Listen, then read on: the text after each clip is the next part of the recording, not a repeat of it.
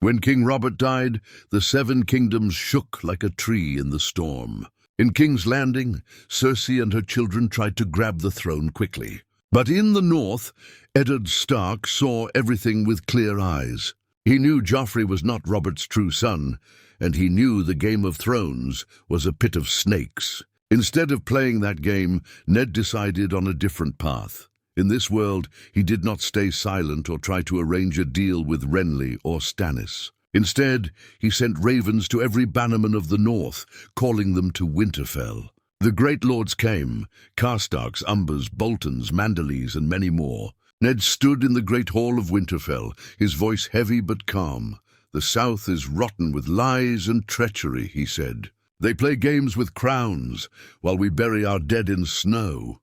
The north remembers. The north must be free. From this day, we are no longer part of the seven kingdoms. We are the free north, and Winterfell is its heart." The word shocked the hall, but slowly the lords rose, one after another, shouting their agreement.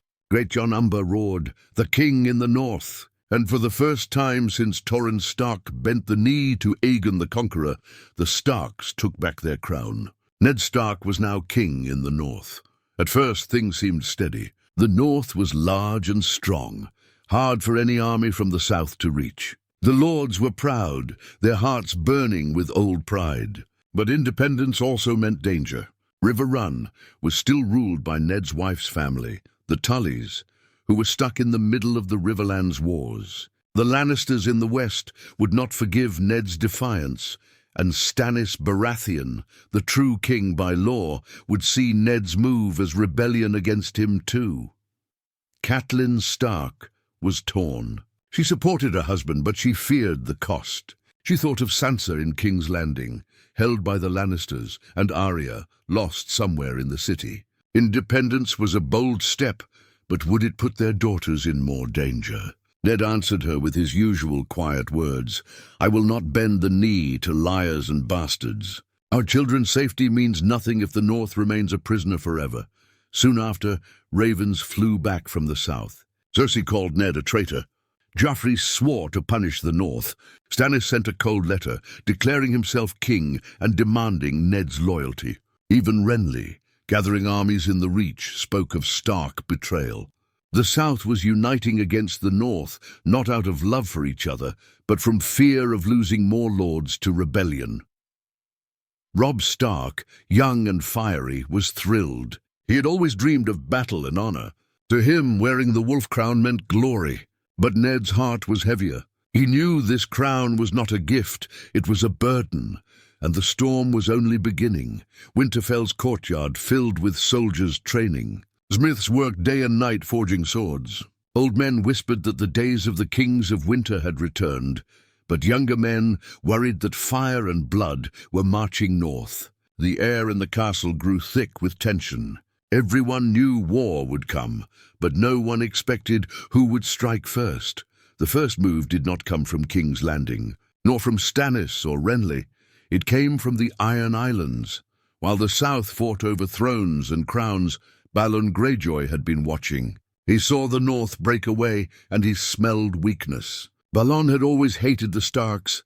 Ever since his rebellion was crushed years ago, he still dreamed of the Salt Throne ruling over seas and shores. Now, with the north standing alone, he thought the time was right. A raven arrived at Winterfell with grim news. The Ironborn had launched raids along the western coast of the north. Deepwood Martyr burned. The stony shore was taken. Villages along the sea were sacked, and women and children were dragged onto longships. The lords of the north roared for vengeance. Great Jon Umber slammed his fist on the table, shouting that they should send the whole army to crush the Ironborn. But Ned only narrowed his eyes. He knew Balon Greyjoy too well. A fight with the Ironborn would be long, bloody, and distracting. And that was exactly what Balon wanted. Keep the north busy while the south gathered its strength. Still, he could not leave his people unprotected. Ned sent word for Roderick Cassel to raise the men of White Harbor and hold the coasts. He sent the Manderleys' fleet to harass the longships. Meanwhile, he kept the main northern host ready at Winterfell. "The Ironborn want to lure us into their seas," he said quietly to his bannermen. But the real storm will come from the south. We must be ready. Catelyn, watching from the side, grew more troubled with each passing day. The north had declared itself free, but freedom had already brought blood. She begged Ned to make an alliance, to write to Renly or Stannis, or even to treat with the Lannisters. "Our daughters are still in their hands," she reminded him, voice trembling. "Every day we wait, Sansa suffers." Ned's jaw tightened. He had thought of Sansa every night since the declaration, her face soft and young, trapped among lions. Arya too, though he had no word of her fate. It burned him inside, but he would not bend his crown so quickly. "If I kneel again, the North will never forgive me. I will find another way to save them." Word of the king in the north spread fast across the Seven Kingdoms. To the small folk in the south, it was a story of old legends returning. To the High Lords, it was a dangerous disease. If one kingdom could break away, why not others? Already whispers spread in Dorne and the Stormlands.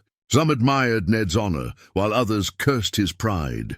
In King's Landing, Cersei fumed. She wanted to march on the north at once, but her power was not yet secure. Joffrey sat on the Iron Throne, but Stannis and Renly were both claiming crowns. The Lannisters' first war would not be against the wolves, but against the other lions at their gate. This gave Ned time. Time to prepare, to call his banners, to plan. Yet the north was vast, and unity was not so simple. Roose Bolton, calm and cold, counselled caution. "The south bleeds itself dry," he said, "and we need not spend our own blood yet. Let them weaken each other first." Others, like the Umbers and Karstarks, wanted to ride south at once to prove the north's strength. Ned listened but made no hasty choice. In the quiet of night, when the hall was empty, he walked the crypts of Winterfell. He stood before the statues of his ancestors, kings of winter long dead. Their stone faces stared at him with frozen pride. He whispered to them, "I wear your crown now. But will I bring our house glory or ruin?" The shadows gave no answer, only silence. The real danger came sooner than expected. A raven reached Winterfell one evening, with news that chilled every heart. Tywin Lannister had sent armies into the Riverlands, burning and killing to punish Catelyn's family for Ned's defiance. Riverrun was under siege. Lord Hoster Tully was too ill to fight, and Edmure struggled to hold the defences. Catelyn's voice broke when she heard it. "My father, my brother, they will be crushed. If Riverrun falls, the Lannisters will have a clear path to the neck. The North will not be safe." The Lords of the North agreed. The Riverlands were not the North, but they were family, and family could not be abandoned. Ned's decision was swift. The banners of the North were called, and the greatest host seen in generations gathered at Moat Cailin. Robb rode beside his father, eager for the march. His direwolf Grey Wind bounding ahead, for the first time in 300 years. The king in the north was leading his armies south, but unseen in the shadows, another pair of eyes watched with quiet hunger. Roose Bolton, Lord of the Dreadfort, whispered to his bastard son of an opportunity that might one day bring the crown of the North into their hands. The call of the banners was answered with thunder. From Bear Island to White Harbour, from Carhold to Last Hearth, men of the North left their homes and marched. They came with axes, spears, and longbows, their direwolf banners snapping in the cold wind. By the time they reached Moat Cailin, the ancient fortress of the Neck, the host stretched as far as the eye could see. 10,000, 20,000, more than the North had sent to war in centuries. Robb rode at the head with Ned, his young face alight with fire. Every night he asked questions about battle, strategy, and honor. Ned answered with patience, but also with the weight of a man who knew war was not glory, it was death. "Remember, Robb," he said one evening as they sat near the fire, "every man who follows us has a family waiting at home. Their lives are not a coin to spend for pride. We fight for the North, but we must fight wisely."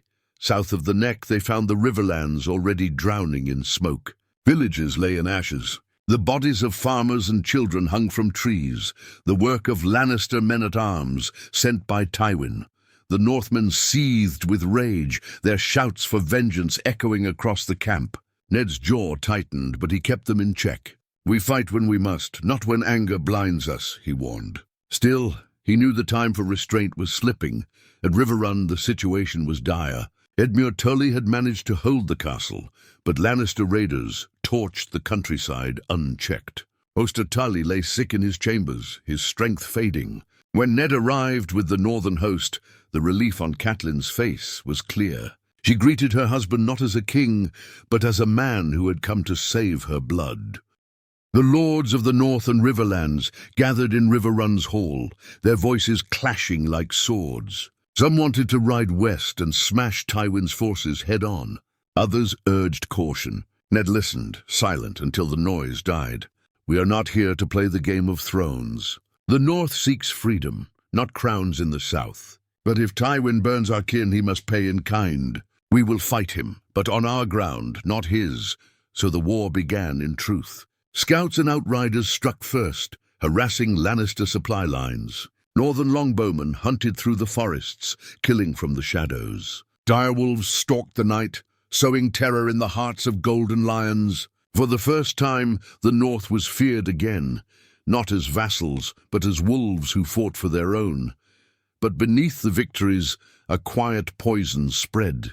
Roose Bolton moved carefully, always advising caution, always suggesting plans that placed others in danger, while his own men held back. To many, his counsel sounded wise. To Ned, it smelled of cold ambition. Yet with battles looming, he had no time to root out hidden snakes. One night, as the camp slept, Catelyn came to Ned's tent. Her face was pale, her hands shaking. "A raven has come from King's Landing," she whispered. Ned broke the seal and read. His eyes darkened. The message claimed that Sansa was still alive, kept as Joffrey's hostage. But her safety depended on his choices. "If the North continues its rebellion," the letter read, "the girl will suffer for her father's treason." Catelyn's voice cracked. "Ned, we must think of her. We cannot risk our daughter's life." Ned's heart was torn. Every word of the letter burned into him, but he had no doubt who wrote it. Cersei Lannister, twisting the knife. He crumpled the parchment in his fist. "If I yield, we lose everything. If I fight, we may yet win her back. I cannot let Cersei rule us with chains of fear." The next morning, Ned led his men into their first true battle of the war. By the banks of the Green Fork, the northern host clashed with Lannister forces under Sir Stafford. The fighting was brutal. Steel rang, blood flowed, and cries of men and horses filled the air. Robb fought at his father's side, proving his courage, though the horror of real war cut deep into him. When the day was done, the North had won, driving the Lions back with heavy losses.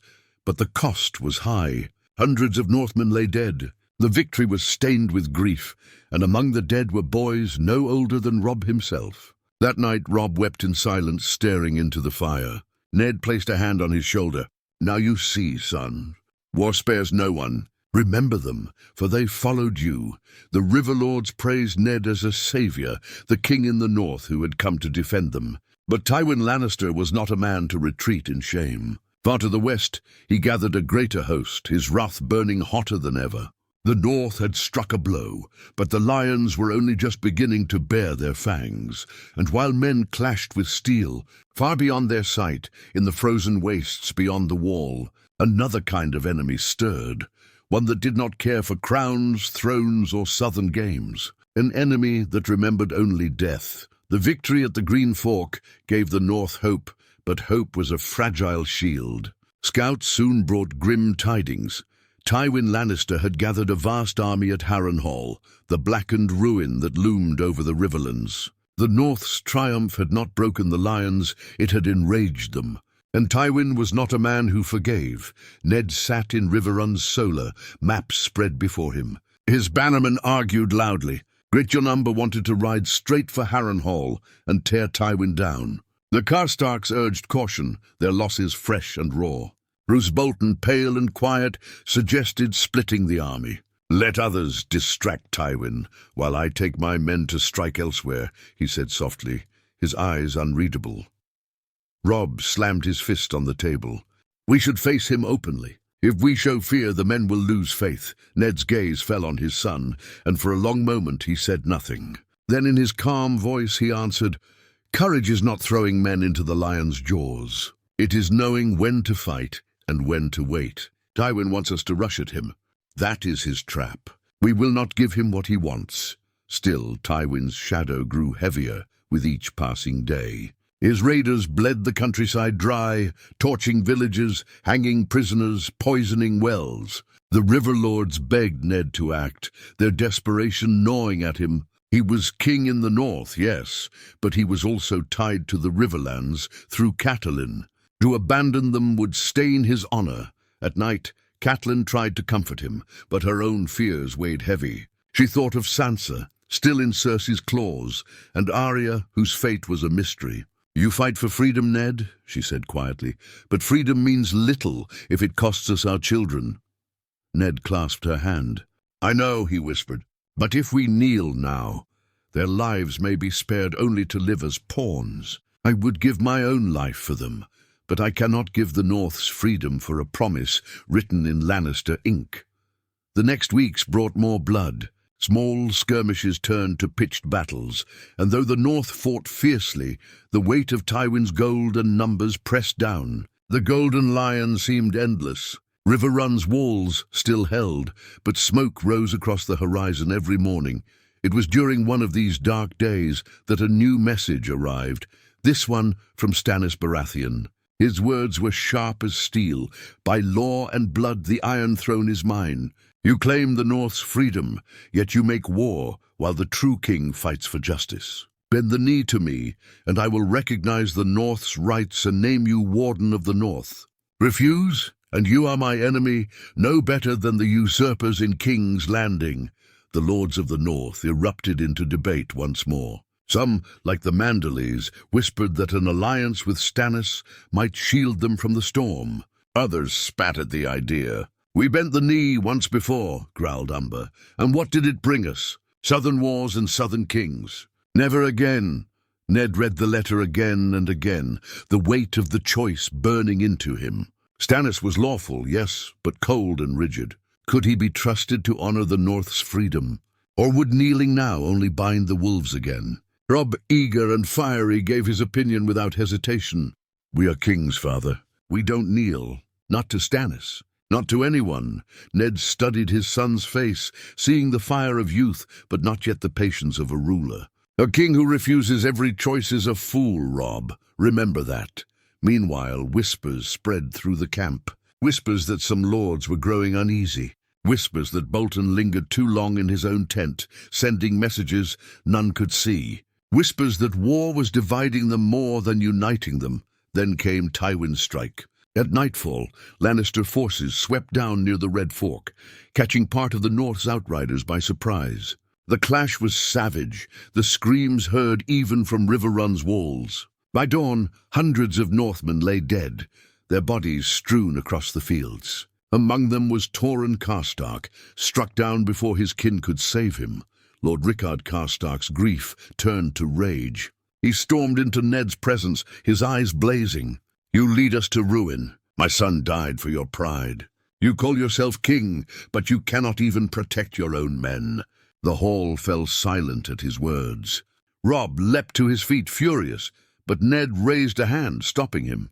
He bore Rickard's fury like stone bears the wind. "Your son died with honor," Ned said simply. "But I will not throw away more sons in reckless vengeance. If that makes me unworthy of a crown, then so be it. I did not seek this crown. I only sought the North's freedom." Some saw wisdom in his words. Others saw weakness. That night, as the camp slept, Rose Bolton's bastard whispered again, "The wolves grow tired. When the lions bite harder, they'll turn on each other. That is when we strike." And far away in King's Landing, Cersei Lannister smiled at the reports. "The wolf may have his crown," she purred, "but crowns are heavy. They will crush him before I need to lift a finger." The mood in River Run grew darker with every sunrise. The banners of the wolf still flew, but the voices in the great hall were no longer one. Tywin's raids had left whole villages in ashes, and each body returned to the camp was a reminder of the price of independence. Rickard Karstark's fury spread like fire among his men. They whispered that Ned's crown had cursed them, that the Starks had dragged the North into a war it could not win. The Umbers mocked them as cowards, and swords were nearly drawn between the camps. Ned had to ride among them himself, his quiet voice and grim gaze forcing peace. But he knew peace born of fear would not last long. Robb sensed the growing cracks too. He begged his father for boldness. "We cannot just hold ground while Tywin burns the Riverlands. We must strike at his heart, make him bleed so the men believe again." Ned studied him, torn between pride and dread. Robb was brave, but bravery could be a noose. War is not won with glory, Robb. It is won with patience and endurance. The lion wants us to charge. That is the only battle he cannot lose. Yet patience was wearing thin. The river lords pressed for relief. Their fields lay in ruin, their people scattered. They asked, what good was the king in the north if he could not protect his own wife's kin? Even Edmure, hot-blooded and desperate, urged him to act. "Every day we wait, my people starve." As the argument swirled, a new raven arrived, carrying words that cut deeper than any blade. Sansa had been forced to write a letter, her hand shaky but clear. "Father, bend the knee and swear loyalty to King Joffrey. Only then will they show mercy to me and Arya." The hall fell silent as Ned read it aloud. Some lords muttered that it was a trick of Cersei, others that perhaps bending the knee was the only way to save his daughters. Catelyn's face turned pale as snow, torn between hope and dread. Ned, however, said nothing. He simply folded the letter and placed it beside him.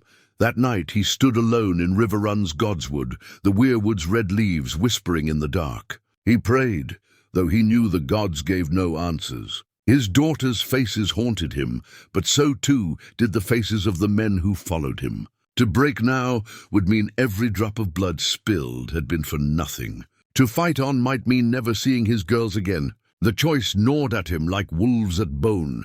The decision was forced sooner than expected. Scouts brought word that Tywin had split his forces. One host marched west to secure his supply lines. The other lingered near Harrenhal. It was a rare moment of weakness, a chance to strike. Robb seized on it at once. "We can trap them, father. If we move swiftly, we can cut their host in half. It will give the men the victory they need." The lords argued deep into the night, but finally Ned gave his word. "We will strike, but on our terms. The North will not be baited like dogs. We choose the ground, we choose the time." The plan was bold but careful. Robb led a swift force of cavalry to harry the smaller Lannister host, drawing them toward the rivers. Ned, with the main strength, waited in the shadows of the woods. When the lions crossed the ford, the wolves would fall upon them from all sides. The battle that followed was swift and brutal. Robb's young energy lit the field aflame. His horsemen smashed into the Lannister flank like thunder, while Ned's infantry closed from behind. Arrows rained from the trees, and grey wind tore through men like a shadow of death. The Lannister host broke, scattering in panic. For the first time, the wolves had not merely survived, they had triumphed. The camp roared with victory, songs rising, spirits rekindled. Robb was hailed as a young hero, the wolf of the trident, but Ned watched in silence. He knew Tywin would not let this defeat go unanswered. The lion's pride would demand more fire, more blood. And as his men celebrated, he noticed Roose Bolton's quiet smile, his eyes glittering like a blade in the dark. That same night, as the camp slept, Roose's riders slipped out into the mist. No one asked where they went. No one saw the ravens they carried.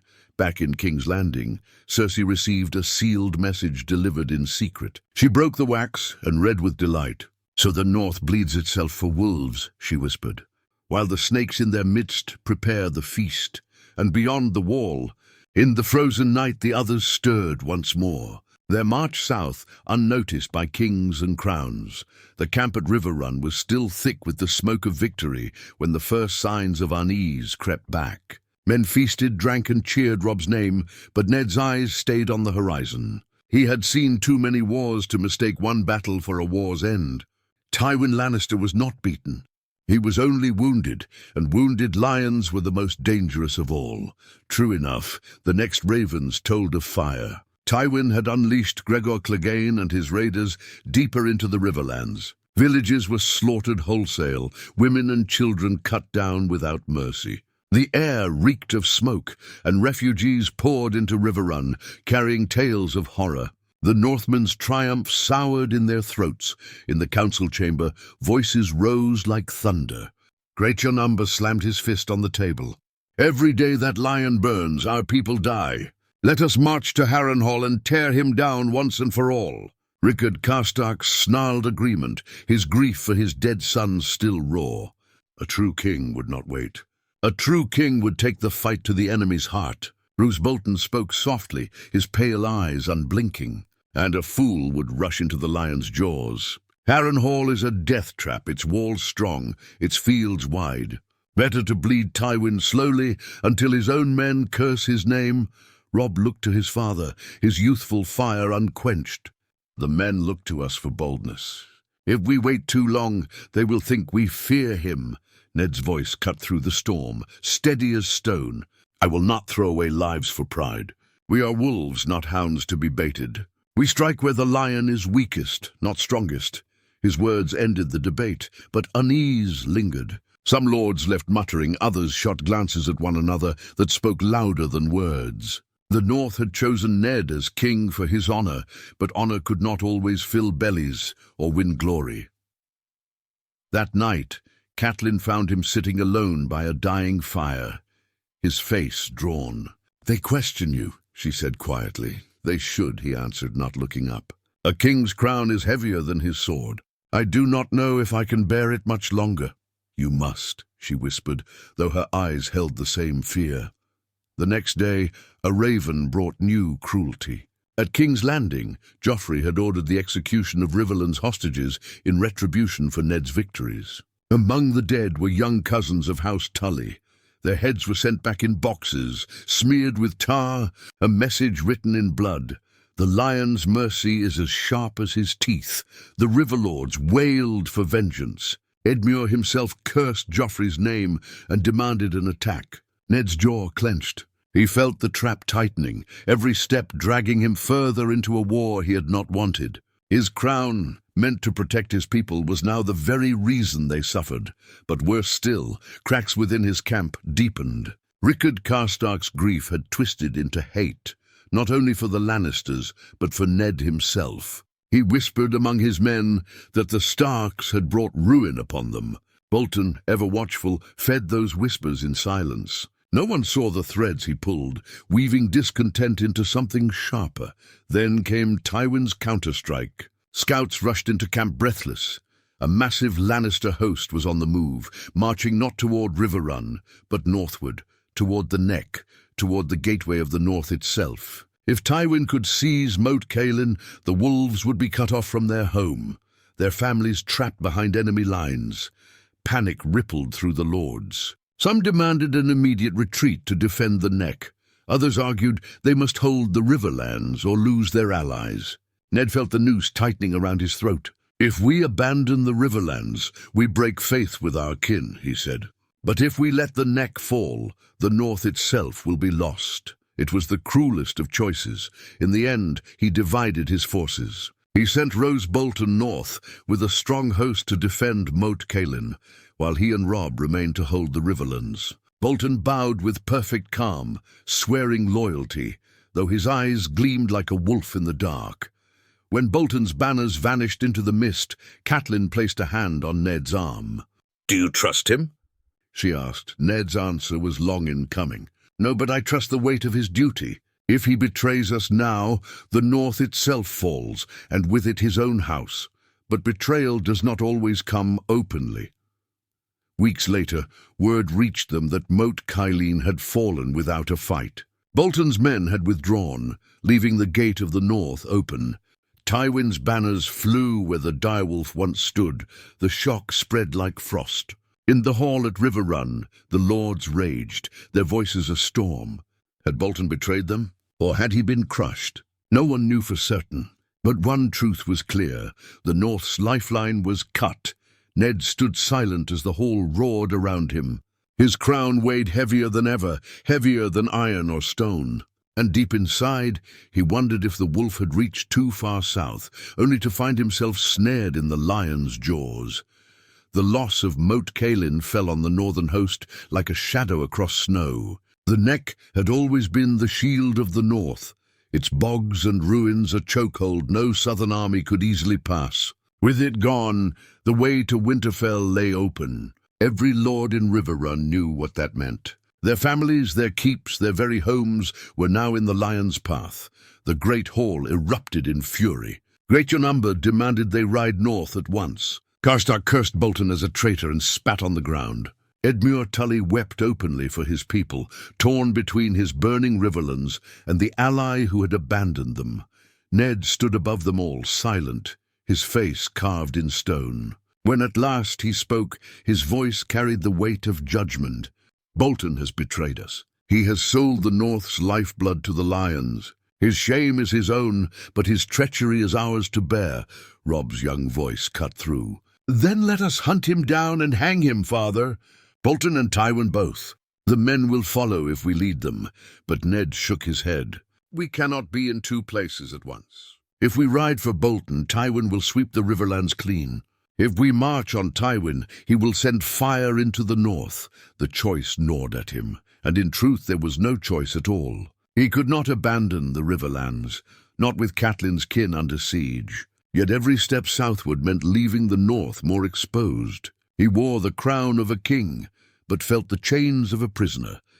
That night, Catelyn found him again in the Godswood of Riverrun. The heart tree here was smaller than Winterfell's, its face carved shallow and pale, but its red eyes watched all the same. Ned's voice was low, heavy with weariness. I was a fool, Cat. I thought freedom could be won with honor. But honor cannot stop the lions, nor heal the wounds of treachery. You are not a fool, she said fiercely, though her eyes brimmed with fear. You are the only man among them who still remembers what it means to be just. That is why they follow you. Do they, he asked? Or do they follow a crown I never sought? A dream of wolves ruling themselves again? Dreams are easy. Wars are not. Her hand trembled in his. And what of Sansa, of Arya? Each day they live under Cersei's heel. I would give up every crown if it brought them home. He had no answer, only silence, his eyes fixed on the bleeding leaves. The next blow came swift and merciless. Tywin's host struck at the tumblestone, shattering Edmure's defenses and burning his lands to ash. Refugees poured through Riverrun's gates, starving and broken. Children cried in the streets, their faces hollow. The songs of victory at the Green Fork felt like lies now, buried under the stench of corpses. The lords grew restless. Karstark's rage boiled over. He burst into Ned's chamber one night, his sword half drawn. You have led us to ruin, Stark. My son's death cries out for vengeance, yet you sit on your hands while lions carve our lands. You are no king, only a coward wearing stolen crowns. Robb leapt up, steel flashing, but Ned's voice stopped him cold. He stared at Karstark, unflinching. I will not draw steel on my own bannerman. If you think me unfit, then say it plain before the men. Let them choose their king. Karstark's breath came in harsh bursts, his eyes red with grief. But in the end, he sheathed his sword and stormed away, his loyalty shattered. The camp whispered of it for days. Roose Bolton's absence grew heavier by the hour. Some still hoped he had been crushed by Tywin. Others muttered the truth. He had bent the knee to the lions. His banners were gone, his silence damning. Yet without proof, Ned could not call him openly traitor. Then came another raven from King's Landing. The seal was Joffrey's, but the words were Cersei's venom. Bend the knee and your daughters live. Refuse, and the girl Sansa dies as your river lords died. Head on a spike, her body cast for crows. The letter was read in the council, its cruelty plain. The lords turned to Ned, waiting for his answer. His silence was heavier than stone. Catelyn's tears fell, her heart tearing between mother and queen. Robb's fists clenched, his young fury near to breaking, but Ned only said, The lion believes fear will tame the wolf. He is wrong. The North remembers. The men cheered, but their voices carried more desperation than faith. They needed victory, not words. Meanwhile, far to the north, Winterfell stood quiet under the snow, but rumors crept across the land. Greyjoy longships gathering again, and whispers of pale shadows in the woods beyond the wall. The north was more vulnerable than it had been in centuries, and its king was far away, chained by war. And Tywin Lannister, ruthless as winter itself, sharpened his claws for the killing blow. The war had become a noose, and Ned Stark felt it tightening with every breath. The river lands burned, the neck was lost, and whispers of betrayal gnawed at his host like rats in the dark. Yet still the direwolf banners flew. The north had not bent, not yet. Tywin Lannister struck with the precision of a butcher's knife. His armies poured from Harrenhal in 3 great columns, cutting roads of fire through the countryside. One marched east, one west, and the largest drove straight at River Run. Word of their approach sent panic through the city. The small folk begged for protection. The river lords sharpened their swords, though their hearts were heavy. Ned called his council. The lords crowded into River Run's hall, their voices clashing like steel. Some argued for retreat north, to save what remained of their people. Others demanded they stand and fight, even if it meant death. Robb's eyes blazed with fire. "We cannot run, father. If we abandon River Run, the river lords will desert us. The men will lose faith. We must face Tywin here, and we must win." Catelyn's voice broke, raw with fear. "If you fight here, you risk everything. If you fall, the North Stream dies with you. Think of Winterfell, of Bran and Rickon, of Sansa and Arya." But Ned's eyes were steady, his voice quiet. "If we retreat now, Tywin will chase us into the neck, and the North will bleed in its own fields. Better we meet him here, where the walls of River Run give us strength." The North remembers, but memory must be written in blood, so it was decided. The wolves would not run. The battle came at dawn. The Lannister host spread across the horizon, golden banners shining in the morning light, armor gleaming like fire. The Northmen stood upon the walls, and in the fields before River Run, grim and silent, their spears planted in the earth. Robb rode at the vanguard, grey wind at his side, his young face hard with resolve. Ned remained near the center, directing the lines with calm precision. When the horns blew, the world turned to chaos. Lannister cavalry thundered forward, their lances breaking against northern shields. Arrows darkened the sky. Direwolves tore through the melee, sowing terror among men unused to beasts of such fury. For hours the battle raged, the ground slick with blood. Robb fought like a storm, his sword flashing, his direwolf a shadow of death at his side. The men rallied to him, calling him the young wolf. Wherever he rode, the northern line held. Ned watched with pride and dread alike. His son was no longer a boy, but every stroke of his blade risked his life. By midday, the river lords wavered, their losses mounting. Tywin's veterans pressed harder, their discipline unbreaking. Slowly, the northern host was pushed back toward River Run's gates. Then came the betrayal. A horn blew from the rear, and suddenly the Bolton banners were seen, not charging the Lannisters, but turning their spears upon fellow Northmen. Screams tore through the ranks as Bolton's men struck their own allies. Panic spread like fire in dry grass. The wolf was being devoured from within. Ned's heart clenched. He had feared this, suspected it, but still the sight cut him deeper than any blade. "Rose," he whispered, as though the name itself were poison. The line collapsed. Lannisters surged forward, Boltons stabbing from behind. River Run's fields became a slaughter. Robb fought desperately to rally the men, but even grey wind could not turn the tide. In the chaos, Ned ordered a retreat to the castle. He himself held the rear, cutting down foes with the calm fury of a man who had fought too many wars. Robb tried to ride back to him, but Catelyn dragged her son toward the gates, her screams lost in the roar of battle. Ned never reached the walls. Surrounded by Lannister knights and Bolton traitors, he fought until his sword broke in his hand. Still he stood unbowed, the king in the north. At last he was struck down, crimson staining the trampled earth. When River Run's gates closed, Robb was inside, but his father lay outside, lifeless among the slain. The northern host was shattered, the dream of freedom drowned in blood. News spread like wildfire. The king in the north was dead, betrayed by his own. Rob, now the young wolf, inherited a crown already broken, his army divided, his cause poisoned by treachery.